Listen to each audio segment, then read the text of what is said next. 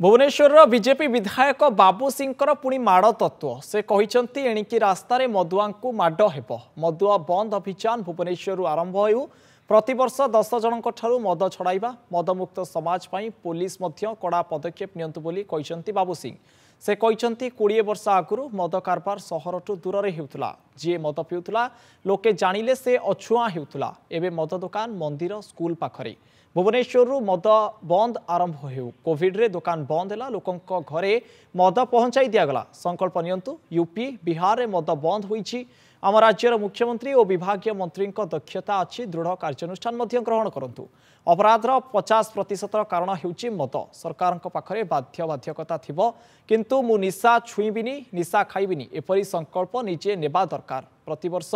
10 लोकों निशा छड़ाइबाकू संकल्प नेबा आवश्यकता रही बोली कहते बाबू सिंह मदमुक्त अभियान पर बाबू सिंह एपरी माड़ तत्व वर्तमान चर्चार विषय होईछि आगरू खंडगिरी मेलारे भी तांकर ठेंगा तत्व चर्चित थिला वर्तमान चर्चा को आसीछि बाबू सिंह नुआ माड़ तत्व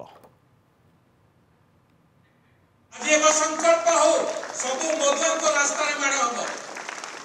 जदी तमे राज रास्ता रे मां मानकर परिवार भांगी जाउछि परिवार छारखार हे जाउछि पिला माने स्कूल को कॉलेज को मद पीकी जाउछंती हम पाखे विकल्प कोन जदी हमें निशा को संपूर्ण भावे बंद करिबा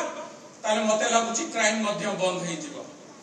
तणु राज्यर मुख्यमंत्री को पाखे मु अनुरोध करिबि भुवनेश्वर से जय यात्रा आरंभ हो प्रति वर्ष 10टी लोकों को निशा छड़ेबी ए होछि मोर व्रत ए होछि मोर संकल्प स्कूल ठारू कॉलेज पर्यंत विद्यालय